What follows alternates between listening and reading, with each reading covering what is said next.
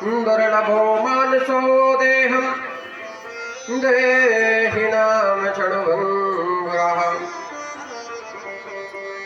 तत्रपि दुर्लभो मान्यो वैकुण्ठं प्रियदर्शिनम् सर्वे भवन्तु सुखिनः सर्वे सन्तु निरामयाः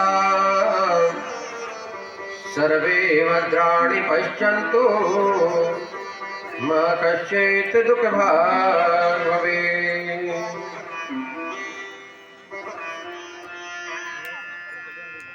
कृष्णाय वासुदेवाय हरहे परमात्मने नतक्लेशनाशाय गोविन्दाय नमो नमः।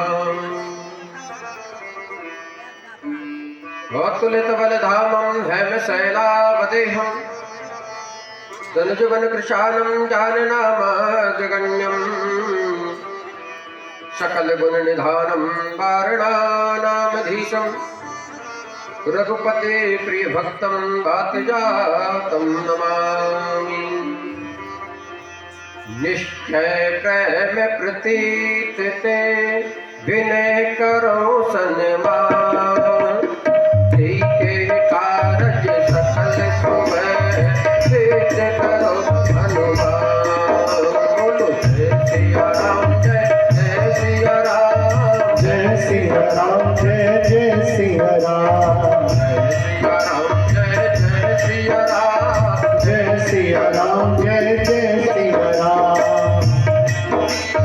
जय सिया राम जय जय सिया राम जय सिया राम जय जय सिया राम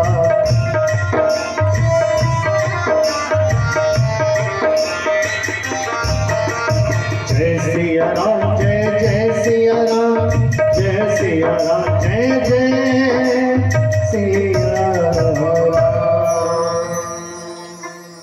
बोली राघवेंद्र सरकार की जय हो भागवत महापुराण की जय हो सच्चिदानंद भगवान की जय हो ठाकुर जी महाराज की जय हो जय जय श्री राधे श्याम। परम मंगलमय प्रातः अखिलेश्वर करुणा वरुणालय भक्त वांछित कल्पतरु विनिंदित धारी पीतांबर धारी मेरे बालकृष्ण लाल की वांगमयी प्रतिमूर्ति यह श्रीमद् भागवत महापुराण है, जिसका कि आप आज तृतीय दिवस में प्रवेश करने जा रहे हैं। समस्त भक्तगण, श्रोताजन, माता बहनें, समस्त अतिथि, संगीतज्ञ, ब्राह्मण, देवता, हमारे आसपास से पधारे हुए समस्त श्रोताजनों को साधुवाद, धन्यवाद, आशीर्वाद देते हुए व्यासपीठ से कहते हैं, परमात्मा की बहती हुई गंगा में गोता लगाने का जब अवसर हमको प्राप्त होता है,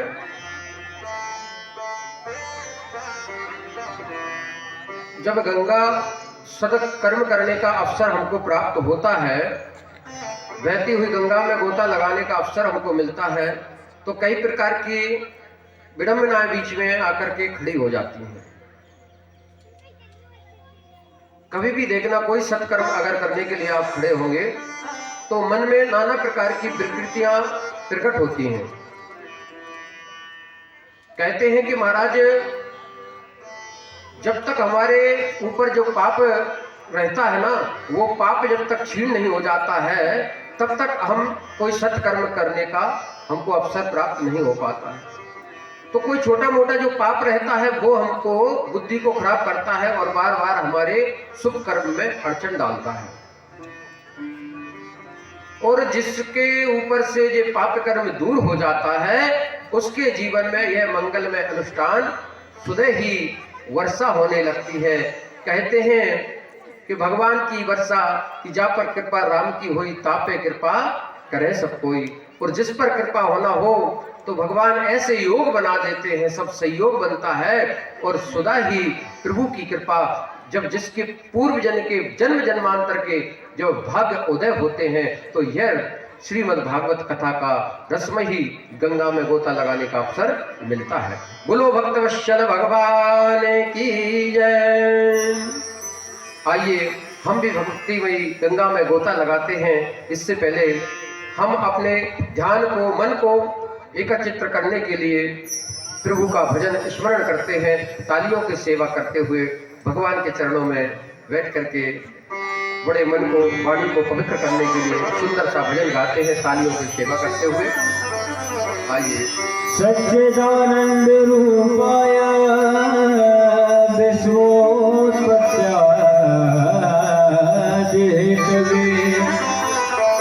तापत्रय विनाशाय श्री कृष्णाय वयं नमः। श्री कृष्ण गोविंद हरे मुरारी हे नाथ नारायण वासुदेवा। श्री कृष्ण गोविंद हरे मुरारी हे नाथ नारायण वासुदेवा। श्री कृष्ण गोविंद हरे मुरारी हे नाथ नारायण वासुदेवा। कृष्ण गोविंद हरे मुरारी हे नाथ नारायण वासुदेवा। मात स्वामी सखा हमारे, मात स्वामी सखा हमारे, मात स्वामी सखा हमारे, मात स्वामी सखा हमारे। हे नाथ नारायण वासुदेवा।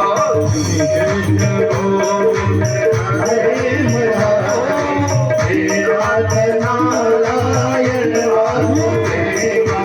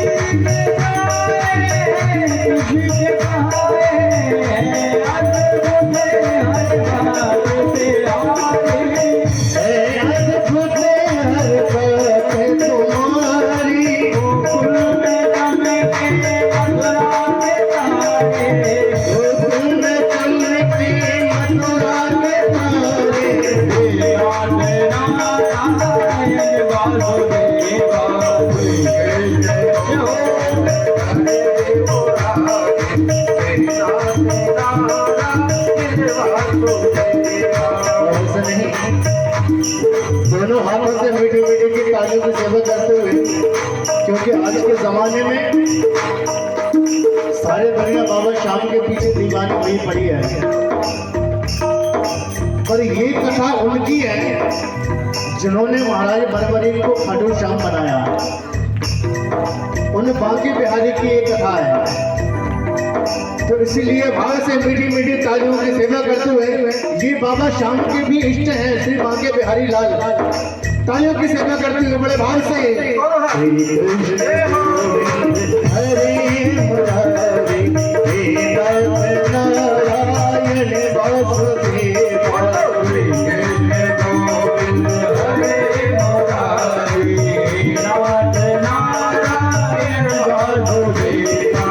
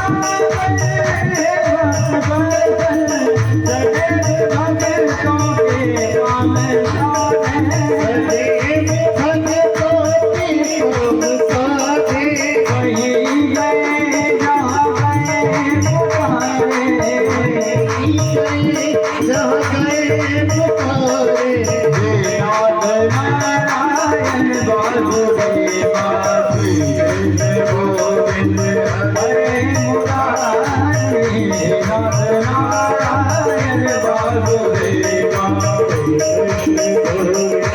हरे मुरारी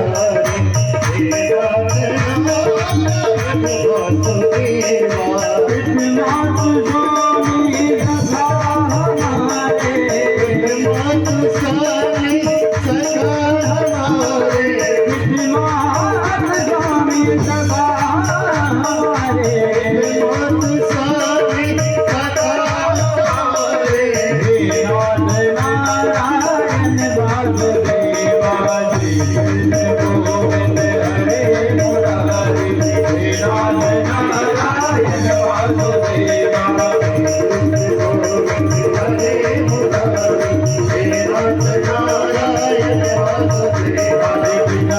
कृष्ण कृष्ण कृष्ण राधे राधे राधे कृष्ण राधे कृष्ण राधे कृष्ण राधे राधे राधे कृष्ण राधे कृष्ण कृष्ण कृष्ण राधे राधे राधे कृष्ण राधे कृष्ण राधे कृष्ण राधे राधे हरि बोल हरि बोल हरि बोल हरि बोल हरि बोल हरि बोल हरि बोल हरि बोल हरि बोल हरि बोल हरि बोल हरि बोल हरि बोल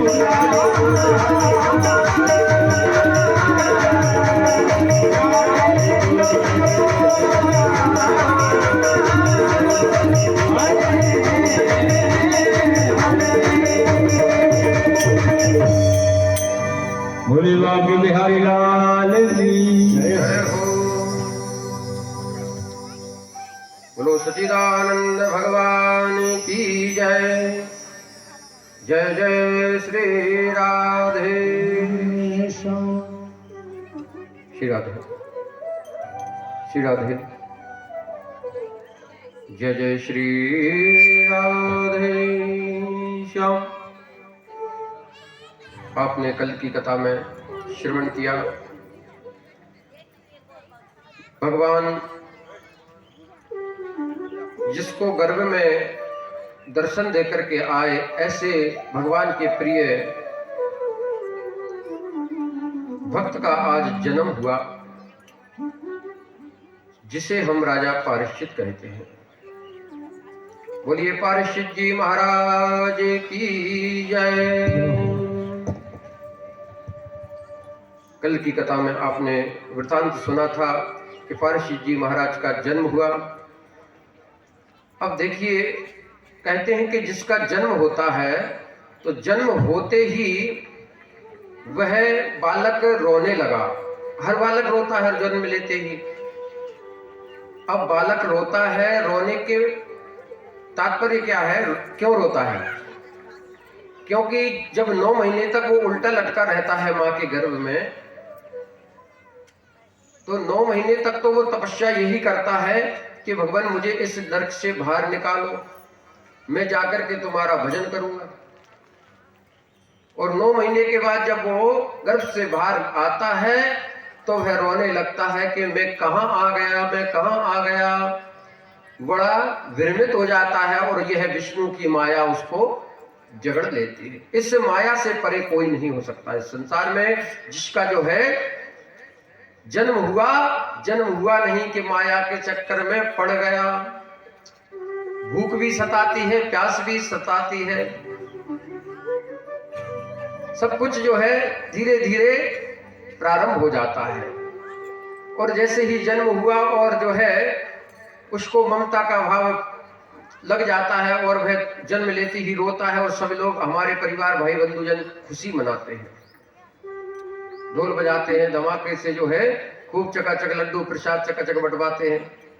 और आज हमारे यहाँ कन्हैया की भी जो कल कथा में कृष्ण जन्म होगा तो हम भी बड़े उत्साह से उस जन्म को मनाएंगे। तो जब जिस प्रकार से हम अपने अपने बच्चों का जन्म उत्सव मनाते हैं, तो आज भगवान के भक्त का जन्म हुआ तो जन्म लेते ही वह गोद में बैठ करके और रो रहे हैं, रो करके चारों दिशाओं में देख रहे हैं। सब लोगों ने उनको खिलाए, अपनी अपनी गोदी में लिए, मगर वो चुप नहीं हो रहे। लाला के हाथ पर माथे पे जो है हाथ घुमाया, दुग्ध पान कराया। बोले लाला चुप हो जाओ। पारसिक जी महाराज चुप नहीं हो रहे, रोते ही जा रहे, रोते ही जा रहे। इधर कन्हैया को खबर लग गई कि जो है मेरे परम प्रिय भक्त का जन्म हो गया है और जिसे मैं गर्भ में दर्शन दे करके आया था वो मेरा परम लाडला भक्त आज जो है जन्म ले चुका है। तो भगवान जो है एक उस बालक के लिए झबला लेकर के और टोपी लेकर के आए हैं। आज जो है उस भीड़ में जो है भगवान ने आकर के उस लाला को भेंट किए और अपनी गोद में बैठा करके और पारिश्चित जी के मस्तक पर हाथ घुमा दिया और उसका नाम रख दिया पारिश्चित। जिसने मेरे प्रभु को पहचान लिया, वह इतनी भीड़ में भगवान को ही देख रहा था कि जिसने मेरे माँ के गर्भ में आकर के जिन्होंने हमारी रक्षा की वो इस सारी भीड़ के बीच में कहाँ है। उनको देखने के लिए वह बालक रो रहा था और मेरे कन्हैया जैसे ही आए अपनी गोद में बिठा करके और लाला का नामकरण कर दिया। राजा पारिश्चित उनका नाम किया, करण किया और उनके मस्तक पर हाथ घुमा दिया। बोली गोविंद भगवान की जय। बड़ी सुंदर कहते हैं कि महाराज जिसके घर में लाला का जन्म हो जाता है तो वहां तो बहुत सी खुशियां आ जाती हैं। खुशियां मनाने लगे सभी लोग जो है बड़े भाव से। श्री सुखदेव जी महाराज कहते हैं कि देखिए संसार में सभी मनुष्य अपने अपने कर्मों को करते हैं। जो जैसी पदवी पे होता है वह उसके अनुसार अपना कर्म करता है। जैसे कि हमारे समाज में 4 वर्ण हैं, क्षत्रिय वर्ण, वैश्य, शूद्र, ब्राह्मण। तो चारों वर्णों का एक अलग अलग कर्तव्य रूपी कर्म है। तो सभी को अपना अपना कर्म करना चाहिए। देखो वर्ण की स्थापना जो है हमने इसीलिए जमाई गई है। अगर वर्ण स्थापना नहीं होगी, कोई राजा अगर नहीं होगा, ऐसे मान के चलिए कोई अगर राजा नहीं होगा तो प्रजा कैसे चलेगी। अब सभी राजा बन गए तो जो है फिर आगे मार्गदर्शक कौन होगा। तो किसी ना किसी को तो मुखिया बनना पड़ता है और जो कोई मुखिया बन करके अपनी सभा को चलाता है तो वह कार्य विधिबद्ध रूप से संपन्न होता है। अब पांडवों के यहाँ पर जो है लाला का जन्म हुआ, सभी पांडव बड़े हर्षित हुए, बधाइयां होने लगी। भगवान कृष्ण जो है बधाइयां देने के लिए आए हैं और मार्गदर्शन दे रहे हैं। कहते हैं कि महाराज पारसिक जी महाराज के लिए सदमार्ग पर चलने का रास्ता बताया गया और पांडवों ने विचार किया कि अब हमारा तो बुढ़ापा आ गया है और जब बुढ़ापा आने लग जाए तो हमारे बालक गोपालों को ही सब कुछ राजपाट समर्पण कर देना चाहिए। मगर एक बात ध्यान रखना होगा कि देखो बाल गोपाल जब हमारे यहाँ जन्म लेते हैं तो बाल गोपालों को अगर सदमार्ग हमने बचपन से नहीं बताया, बचपन से सदमार्ग पर चलने की जो है पाठ नहीं पढ़ाया तो वह गलत मार्ग पर चले जाएंगे और जो है गलत कर्म कर बैठेंगे।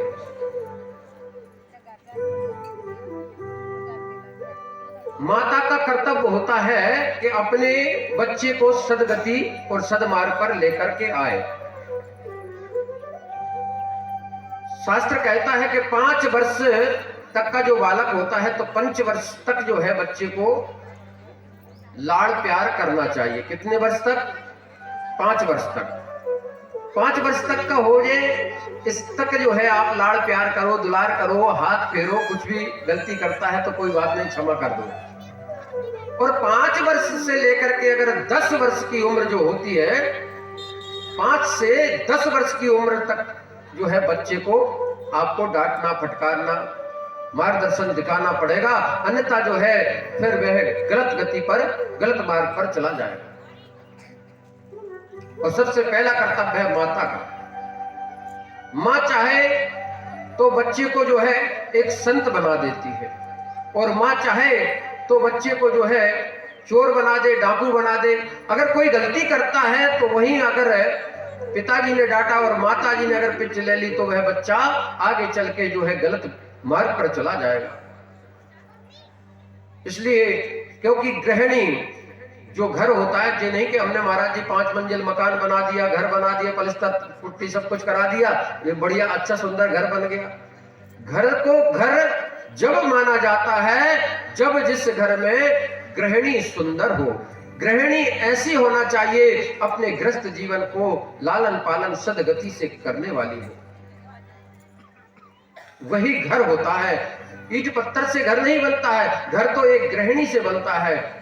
जो गृहिणी जिस घर में सत्कर्म करने वाली हो, सत्कर्म पर चलाने वाली हो, बच्चों को लाड़ प्यार लड़ाने वाली, मगर गलती जहां हो, गलत मार्ग पर जहां जावे वहां तत्काल जो है फटकार लगाना चाहिए। ये नहीं कि महाराज जी हमने आज लाड़ प्यार लड़ा दिया, चलो एक ही बच्चा है, इसकी संपत्ति है, खाने दो, गलत काम कर दिया, आज नहीं तो कल सुधर जाएगा। इस प्रकार की ढील डालते डालते जो है वह जब 10 वर्ष का हो जाता है तो 10 वर्ष से और जब 16 वर्ष तक की उम्र तक में अगर नहीं सुधार पाए तो जो है फिर वह नहीं सुधरता है। फिर तो कंधे से कंधा मिलने के योग हो गया और फिर तो एक मित्र का व्यवहार करके आप उसे समझा सकते हो, फिर डांटने का समय नहीं है। फिर तो मित्रता का व्यवहार उस बालक के साथ रखना चाहिए। क्योंकि जैसे सत्कर्म होता है, कहीं भी भगवान की कथा होती है, माता पिता के चरणों में सेवा करना, संतों की सेवा करना, गौ माता को देखो, हमने आजकल देखा है कि गौ माता की बड़ी दुर्दशा आजकल हो रही है।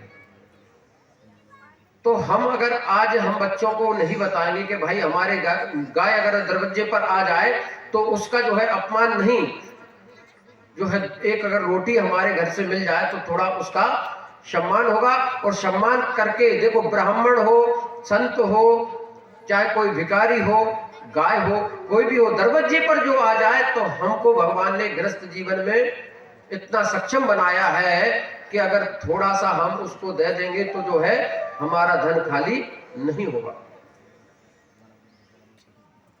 और धन कहते हैं कि दान करने से, धन देने से उसका 4 गुना फल प्राप्त होता है। और राजा परीक्षित को जो है आपने दादा परदादाओं ने यही बताया कि देखो पुत्र, अब हमारा तो बुढ़ापा आ चला है और बुढ़ापा आने से पहले हम तुमको ही राजगद्दी पर बिठाना चाहते हैं। बोलिए जय श्री राधे।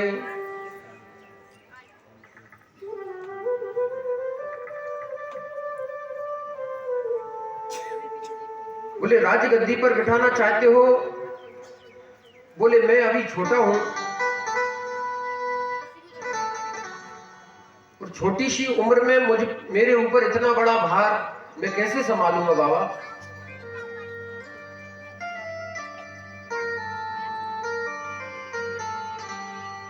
कि पुत्र तुम देखो, हम तुमको कुछ, क्योंकि हमने जैसे कि आज राजा बन चुके हैं, हम देश प्रदेश के जो है राजा है और राजगद्दी पर तो आज हम भी हैं ही, मगर अब हमारा बुढ़ापा आ रहा है तो हम तुमको राज तिलक करके और जंगल में जाकर के भगवान का भजन करेंगे। मगर कलयुग है और कलयुग में आज तो हमको भजन करने के लिए जंगल में जाने की जरूरत नहीं पड़ती है महाराज। भजन तो आज के समय में हम अपने घर में रह के ही कर सकते हैं। तो भजन जब घर में रहकर कर सकते हैं तो हमको गृहस्थ जीवन जो है वह सबसे बड़ा और सबसे श्रेष्ठ जीवन है।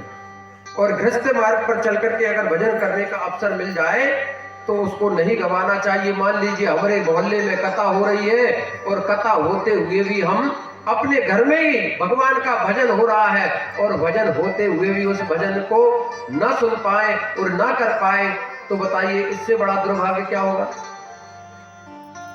इसलिए ऐसे मौके को नहीं छोड़ना चाहिए। परेशानियां कई प्रकार की आती हैं भजन करने के लिए। हम जब जाते हैं या बैठते हैं तो कई प्रकार की विघ्न आते हैं। एक भक्त थे, बोले महाराज ऐसा मुझे कोई रास्ता बता दो कि भजन हो जाए मगर पैसा ना लगे। ऐसी पूजा हो जाए कि पैसा एक ना लगे और अगर कथा पूरी हो जाए। हाँ, हो सकती है। कैसे हो सकती है? बोले ऐसे हो सकती है, पूजा भी आपके 3 प्रकार से कर सकते हो। बोले कैसे? एक होती है मानसिक पूजा। बोले मानसिक पूजा कैसे की जाती है? उस भक्त को मानसिक पूजा महाराज जी ने बता दी कि आप तो 3 घंटे 2 घंटे 1 घंटे या 5 मिनट जो भी आप बैठ सको भगवान की मानसिक पूजा किया करो। बोले वो कैसे होती है महाराज?